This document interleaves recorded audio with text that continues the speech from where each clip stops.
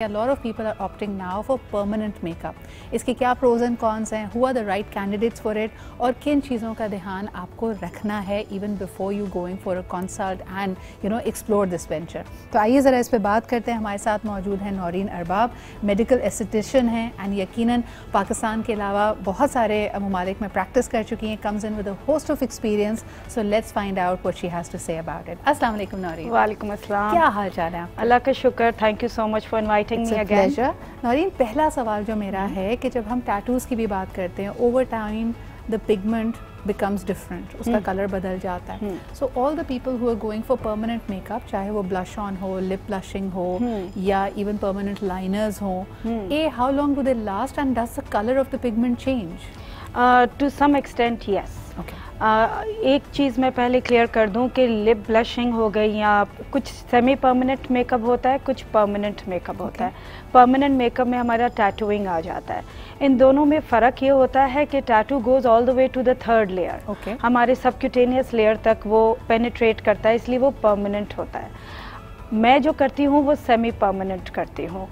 उसका मतलब यह है कि मैं सिर्फ जो हमारा सुपरफिशियल लेयर होता है, एपिडर्मल लेयर, हम लोग पिगमेंट उसमें इन्फ्यूज़ करने की कोशिश करते हैं.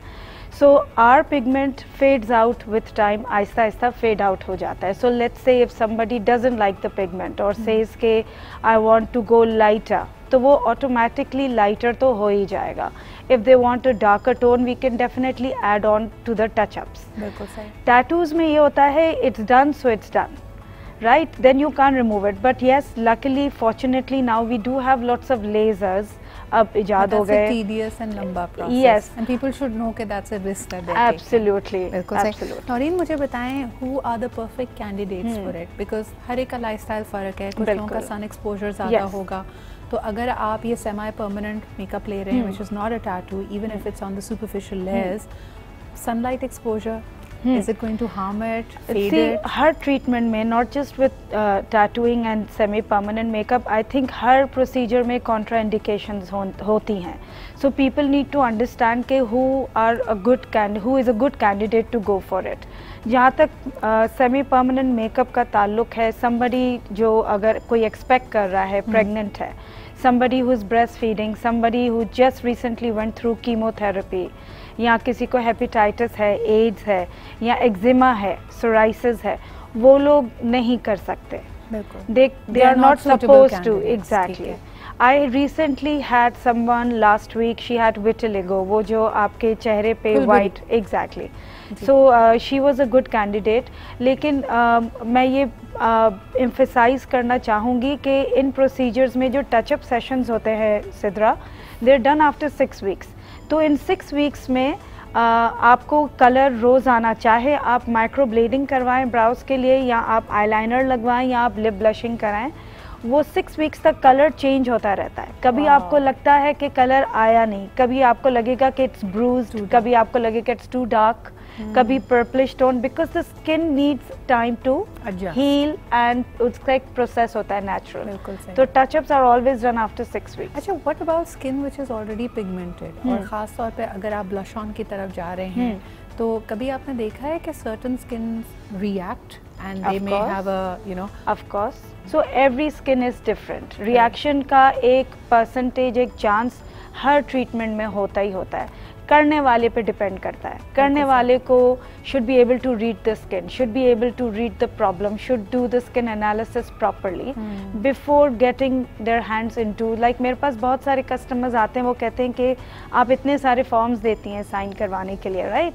सो I tell them no, I have to go through your medical history. जैसे दूसरी जगहों पे नहीं होता, मेरा टाइम वेस्ट हो रहा है, and I say no, this is for you, not for me. This is a protocol. Exactly. And everybody needs to follow. Absolutely. So I need to know. ये मेरे ख्याल में अहम उन लोगों के लिए भी है जो देखा देखी, यानी मेरी दोस्त ने कराया था लिप ब्लश, बहुत अच्छा हो गया, किसी और ने permanent liner. Every skin, every person is different and that's why you need a thorough consultation.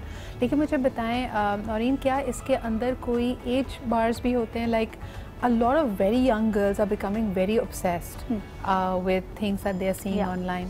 तो आपका एज ऑफ रिफ्यूजल क्या है कि कम से कम मिनिमल एज इतनी होनी चाहिए वरना I will not touch the See, below the age of 18 we always need a guardian to come with them. उनका signature बहुत ज़रूरी होता है. सही. So anyone above the age of 18 obviously they're eligible to go for it unless and until they have any contraindications. अगर कोई छोटी उम्र की बच्ची आ रही है तो ऑब्वियसली अगर कोई 12 साल की बच्ची आएगी तो मैं नहीं करूँगी unless and until there is कुछ कैंसर पेशेंट्स होते हैं उनकी आईब्रोज ख़त्म हो चुकी होती हैं ऑफ कोर्स तो अगर उनके पेरेंट्स अलाउ करते हैं तो microblading is the best treatment for them because they have no eyebrows. People are very very negative and nasty. Body shaming is a reality. मैंने अक्सर माओं को अपनी एडोलेसेंट बेटियों के साथ बहुत ज़्यादा कंसर्न होते हुए देखा है. They want to rather than getting their arms wax they want to go for laser. बच्चियों को आप कॉन्शियस कर रहे हैं तो अगर इस तरह का कोई केस आता है Naureen how do you handle that? I first ask them the reason. Sidra मैं उनसे पूछती हूँ कि रीज़न क्या है. Why do you want to get it done? Why do you want your daughter to go through the process?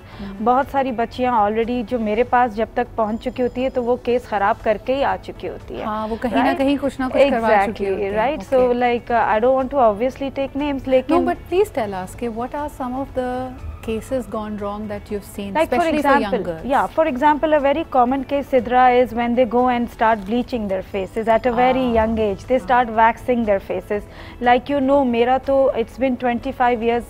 I have been an electrologist, right? मेरा तो career start हुआ था कि मैंने electrolysis से start किया.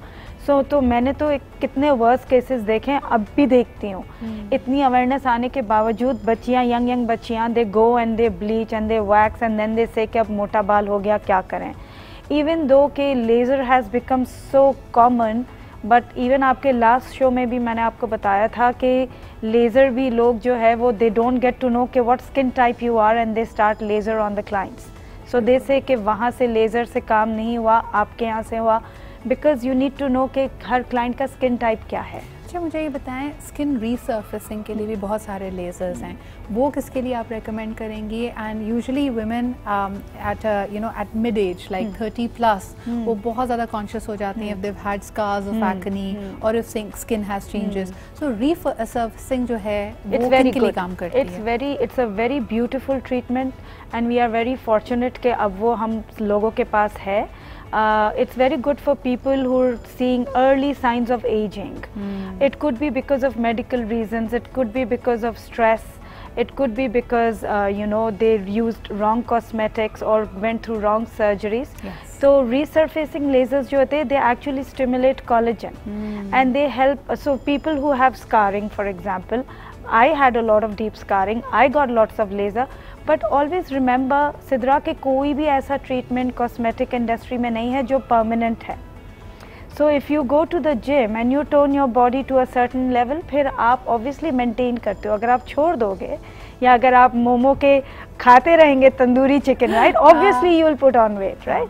सो there will be a certain balance. Check. लेकिन मुझे बताएं ये आपने बड़ी अच्छी बात की and this I want to keep as a parting note for all of you कि अनरियलिस्टिक एक्सपेक्टेशंस यानी जब हम लेज़र कराते हैं रीसर्फेसिंग लेजर्स कराते हैं even permanent makeup sometimes what we are seeing in the catalogue is a photoshopped image and we are also promised the earth and the sun and the stars and the moon. Absolutely. Realistic expectation क्या है मुझे बताएं कि किसी भी treatment से क्या हम 10 से 20% बेहतरी एक्सपेक्ट कर सकते हैं? See Sidra skin treatment is a journey. वो एक जर्नी होती है. किसी का एक्नी 20% होता है किसी का 40% होता है. ये एस्थेटिशियन के ऊपर होता है कि वो क्लाइंट के साथ बैठ के उसको क्या तसल्ली दे रही है या उसको क्या ड्रामेटिक ख्वाब दिखा रही है right. So you have to make the client understand कि आपके इतने सेशंस हो गए. किसी के 4 सेशंस होते हैं रीसर्फेसिंग में किसी के 8 से 10 भी हो सकते हैं और उसके बाद भी जो आपका रिजल्ट फिर आपको मेंटेन करना पड़ता है. बिल्कुल सही. You can't just leave it. I think it's about a relationship. You see a lot of people who want to make a quick buck और वो आपको जैसे मुर्गा फांसते हैं ना उससे कहते हैं कि ये भी करा लें ये भी करा लें और फिर जब आप उनके पास पहुंचते हैं कि भाई आपके ट्रीटमेंट ए से तो कोई फर्क नहीं पड़ा तो कहता है ट्रीटमेंट बी करा लें. तो ये that I think is a malpractice. It is absolutely unethical and that is why you need to go to a qualified, credible, authentic esthetician. Even so, Sidra, if if you buy a cream from a store, तो वो cream भी आपको महीना आप लगाते हैं, फिर आपको उसका रिजल्ट पता चलता है। And if it is a good cream, if it doesn't have any steroids. बहुत शुक्रिया नौरीन हमारे साथ मौजूद होने के लिए। Take good care of yourself और ख़ास तौर पे अपनी ग्रूमिंग का ध्यान रखें, but don't take unnecessary adventurous risk जिसके बारे में आपको कुछ ना पता हो। So let's take a quick break and we'll be right back.